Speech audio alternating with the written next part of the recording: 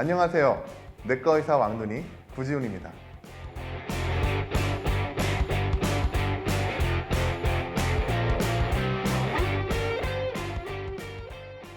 네, 안녕하십니까. 반갑습니다. 내과 의사 왕눈이 구지훈입니다. 오늘은 특별 게스트 한 명을 모시고 함께 얘기를 나눠보려고 하는데요. 요즘 트로트가 대세죠. 트로트 가수 유일한 님입니다.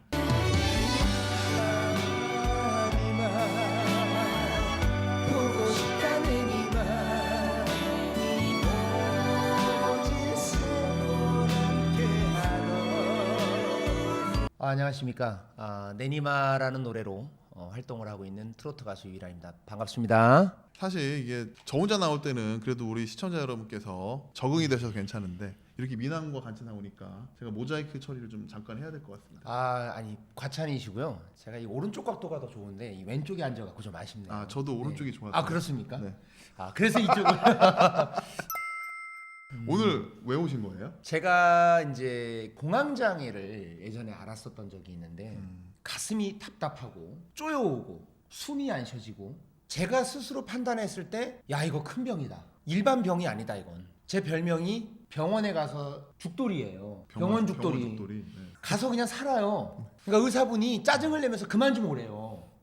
근데 나는 굉장히 고통스러운데 근데 이제 병원 검사하면 이상 없다. 99.9%가 이상 없다고 딱 하나가 나오더라고요. 위험은 나와. 그거 왜 그래요? 그걸 왜 그래요? 위험이 있는 거죠.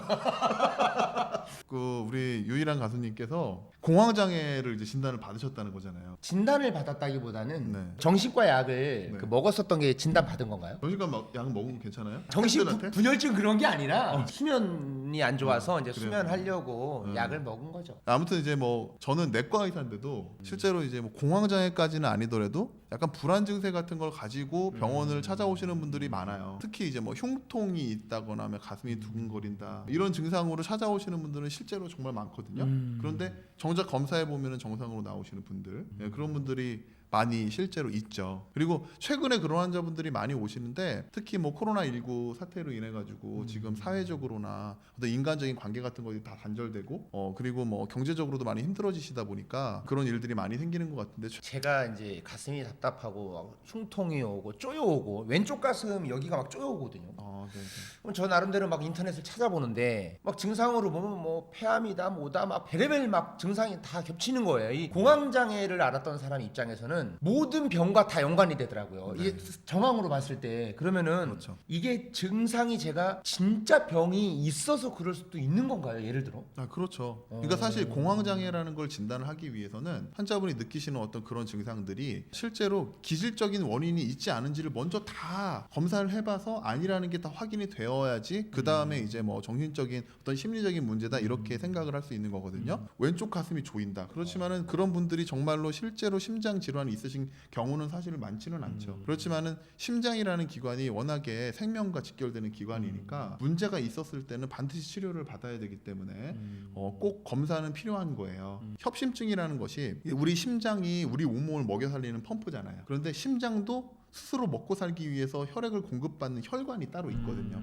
근데 그 혈관이 좁아져서 충분한 혈액 공급을 심장이 받지 못하게 됐을 때 그때 통증을 느끼는 거예요. 그러면은 제가 만약에 협심증이나 심근경색일 수도 있다는 건가요, 그럼? 혈관이 좁아졌는지 여부에 대해서 이제 검사가 필요할 수 있는데 협심증이 있는지 없는지를 정확히 알아보기 위해서 운동 부하 심전도 검사라고 하는 검사가 있는데 러닝머신을 실제로 뛰게 만드는 거예요. 그런 다음에 심전도를 검사를 해보면 우리가 운동을 하게 되면 심장이 빨리 뛰어야 되고 심장에 혈액 공급이 많아져야 되는데 그게 잘 안 되는 협심증이 있을 경우에는 심전도에 그게 나타나게 되는 거죠. 아니면은 무릎이 아파서 뛸 수가 없다 이런 분이나 아니면 연세가 많으신 분들은 어떤 그 러닝머신에서 일부러 운동 부하 검사 할 수 없기 때문에 그런 분들 같은 경우는 약물을 이용해서 심장을 일부러 빨리 뛰게 만든 다음에 심장 초음파 검사를 하거나 이렇게 해서 실제로 심장 근육이 피를 못 받는 상황으로 가는지 여부를 알아보는 그런 검사도 있고요. 그리고 나아가서는 심장 혈관 자체, 심장에 혈액 공급하는 그 혈관 그거를 관상동맥이라고 하는데 그 관상동맥을 실제로 찍어보는 관상동맥 CT라든지 아니면 관상동맥 조영술 같은 것까지 해볼 수가 있어요. 그래서 거기서 만약에 혈관에 이상이 있다는 것이 확인이 되면은 협심증을 진단할 수 있는 거죠. 근데 이제 극도로 막 스트레스 받고 그러면 좌측 아랫배가 또 아픈 거예요. 사실 이제 뭐 TV 프로그램이나 이런 거 드라마 같은데 봐도 이러죠. 이러거나 아니면 이러죠. 뭐 이러거나. 그렇죠. 사실 그거보다 더 흔한 증상은 스트레스 막 받았을 때 속쓰린 증상 느껴보셨나요? 속쓰린 증상은 누구나 한 번씩 느껴보죠. 최근에는 스트레스 받으면 설사하시는 분들이 그렇게 많아요. 그러다가 뭐 갑자기 뭐 변비가 생겨가지고 또 고생하기도 하고 이제 그런 게 이제 스트레스랑 관련된 질환들인데 속쓰린 거는 스트레스성 위염, 스트레스성 위장병 이런 거랑 연관이 돼 있고 갑자기 배가 아프다가 뭐 설사를 하시면 좀 금방 좀 나아지신다든지 뭐 무름변이 자꾸만 나오고 그리고 뭐 이게 변비가 됐다가 설사가 됐다가 왔다 갔다 한다든지 그런 것은 과민성 대장 증후군이라고 하는 질환이 있어요. 그래서 사실 이 스트레스가 많은 직업군이나 어떤 계층에서 이제 그런 이제 증상이 많이 나타나는데 뭐 한때 뭐 고3 학생들이 스트레스 많이 받으니까 고3 학생들한테 많이 나타난다 그래서 고3병이라고도 했었죠. 그래서 뭐 실제로 대학교 입학하고 나서는 증상이 싹 좋아지는 그런 분들도 있죠. 그러면은 저는 이제 설사하고 그러진 않으니까 아랫배 아픈 거 빼고 그 외에 유난히 좀 제가 심하게 느끼는 게 저는 스트레스가 많다 보니까 위험은 건강검진할 때마다 늘 나와요. 뭐 만성 위축성 위험이다, 폐쇄성 위험이다, 미란성 위험이다 이렇게 선생님들이 말씀하시는데 전 속은 엄청 쓰려갖고 좀 한 3개월 정도 참고 막 그럴 때가 있었거든요. 그럼 미란성 위험이 나오더라고요. 그럼 왜 그런 거죠?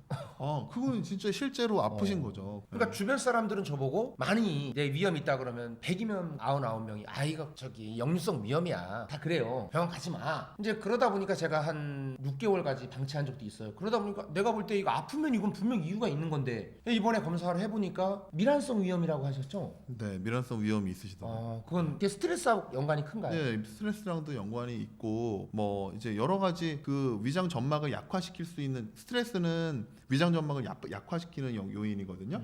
그리고 이제 그러니까 위장 점막이 정상적으로는 위산이 분비가 됐을 때 스스로를 보호할 수 있는 능력이 있어요. 그런데 스트레스를 받으면 위에 위산 분비도 많아지고 그리고 위에 운동도 나빠지고 운동이 좀 저하돼요. 그러니까 위산이 분비는 많이 되는데 위산이 빨리 십이지장 쪽으로 내려가 주지 않고 계속 위에 머물러 있으니까. 그리고 이제 위로 가는 혈류도 줄어들어서 위장 점막이 스스로를 지킬 수 있는 보호 기능도 떨어지게 되거든요. 그래서 이런 것들이 함께 중첩이 돼가지고 위산에 의해서 위장 점막이 손상을 받게 되고 그 손상이 뭐 처음에는 아주 미미하겠지만 그것이 조금 더 심해지면은 미란이라고 하는 현상이 생기는 건데 미란이라고 하면 그 이제 한자어 그대로 조금 조금 그 벗겨지는 거예요. 그런데 여기서 더 질환이 진행이 되면은 뭐 위궤양이 될 수도 있고 위궤양이 더 심해지면 뭐 위가 아예 구멍이 뚫려버리는 위천공 이런 것까지 생길 수 있는 거죠. 그러니까 그런 증상이 있으실 때는 절대로 무시하지 마시고 그리고 우리 유 가수님은 실제로 그런 병이 확인이 됐으니까 미란성. 네, 미란성 위험 확인됐으니까 일단 증상도 많이 심하시고 하니까 처방 드린 대로 약물 치료 잘 받으셔야 되고 그런 증상이 있으실 때는 꼭 병원을 가보시면 좋겠어요. 아프면 무조건 병원에 가야 되겠네요. 네, 무조건 병원 가셔야 돼요. 제가 참지 않았으면 이 미란성 위험이 조금 심하지 않고 그렇죠.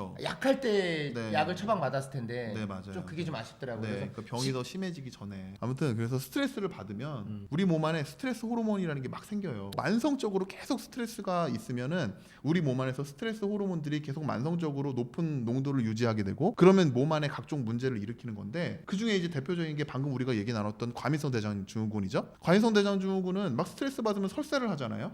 원래는 우리가 스트레스 받으면은 설사가 안 나와야 돼요. 자, 무슨 얘기냐? 배변 활동은 마음이 편안할 때 일어나요. 예를 들면은 어떤 분들 같은 경우는 집안에서는 내가 마음이 편해서 난 내 집에서만 대변을 볼 수 있어 이런 분들이 있어요. 많더라고요. 네, 그래서 많더라고요. 바깥에 외부에 나가면 마음이 불안하니까 대변을 못 보는 거예요. 그러니까 내가 마음이 원래는 편안해야지 대변을 보는데 오히려 과민성 대장 증후군 환자들은 반대가 됐죠. 스트레스를 막 받아요. 그러면 대변이 마려운 거예요. 그런데 어떤 정상적인 스트레스 반응이 일어나지 않고 만성적인 스트레스에 오랫동안 노출되면 이런 질환들이 생기는 거예요. 우리가 지금 얘기하고 있는. 그러면 의사 선생님들 직업상 굉장히 스트레스 많이 받지 않아요? 저희도 많이 받죠. 저는 스트레스를 주로 먹는 걸로 푸나 봐요. 저는 포만감을 못 느껴요. 우리가 음식을 먹으면 포만감을 느껴야 되는데 그거를 그 회로를 차단시키는 것이 스트레스 호르몬이거든요. 그래서 우리가 스트레스를 받을 때 음식을 찾게 되는 이유 중에 하나가 또 맛있는 음식을 먹으면 행복 호르몬이라고 하는 세로토닌 뭐 이런 것들이 뇌에서 분비가 돼서 스트레스가 해소가 되는 거예요. 그러니까 해소되는 기분이 드는 거죠. 그러니까 그러니까 이제 그 기분을 계속 좀 느끼고 싶어서 음식을 먹는데 또 포만감을 느낄 수 없으니까 계속 먹게 되고 그러니까 이제 비만이 되고 또 이제 그 비만으로부터 시작해서 뭐 고혈압, 당뇨 뭐 이 모든 것들이 시작되죠. 그러면요, 말씀 들어보니까 스트레스 때문에 고혈압이나 당뇨병이 선천적 그런 유전이 아니라 후천적으로도 올 수 있다는 건가요? 그럼요. 예, 그럼요. 오. 후천적으로도 올 수 있죠. 물론 선천적으로 어떤 유전적인 어떤 소인을 갖고 있으신 분들은 더 잘 생기겠지만 그렇지 않은 경우에도 후천적으로도 충분히 생길 수가 있습니다. 그리고 이 스트레스가 정말 경계하셔야 되는 게 스트레스 많이 받으시면요 치매도 와요. 그 스트레스 호르몬이 해마라고 하는 우리 기억을 담당하는 그쪽에 있는 세포들을 많이 죽게 만들거든요. 그러면 이제 기억이 나빠지는 거죠. 스트레스를 좀 안 받고 살 수 있는 좋은 방법 없나요? 안 받을 수 있는 방법은 없겠지만 덜 받는 유형의 사람들이 있다고 하는데 참을성이 있고 남을 잘 신뢰하는 사람이 스트레스를 좀 덜 받는다고 하거든요. 근데 뭐 그것도 타고난 천성이기 때문에 가능한 거지. 그게 마음대로 되겠어요, 그게? 근데 그게 환경적인 요인에 의해서 성격이 후천적으로 형성되는 부분이 실제로 많기 때문에 어쩌면 가능하다고 하거든요. 자, 제가 5가지 항목을 준비를 했어요. 본인한테 어느 부분이 해당되는지 한번 생각을 해보세요. 자, 이런 분들은 참을성이 있고 남을 잘 신뢰하는 그런 성격에 해당해서 스트레스를 덜 받는다는 거예요. 자, 첫 번째, 누구도 완벽할 수는 없다는 것을 받아들인다. 자, 두 번째, 하루 5분 이상 긴장을 풀고 명상을 한다. 자, 세 번째, 계획을 무리하게 세우지 않는다. 자, 네 번째, 약속 시간에 정확히 맞추고 미리 가서 기다린다. 다섯 번째, 다른 사람과 대화할 때 조용히 듣는 습관을 기른다. 몇 번이 제일 안 되시는 것 같아요? 5번. 맞아요. 저도 5번이에요. 네, 5번 같아요. 5번. 이 5가지 항목을 잘 지키셔서 스트레스를 덜 받고 질병으로부터 자유로운 여러분이 되시기를 바랍니다. 감사합니다. 지금까지 내과의사 왕눈이 구지훈이었습니다. 감사합니다. 고맙습니다.